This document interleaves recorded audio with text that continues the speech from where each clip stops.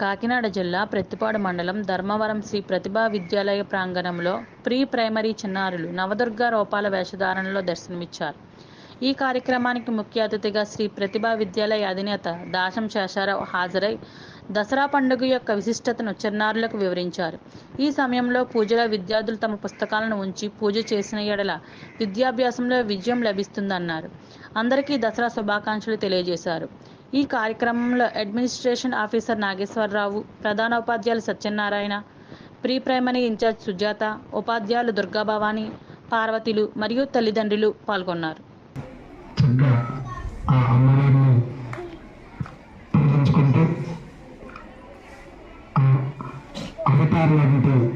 విశిష్టత ఏదైతే ఉందో అది తెలుసుకుంటూ ఒక్కొక్క రోజు ఒక్కొక్క అవతారం కాబట్టి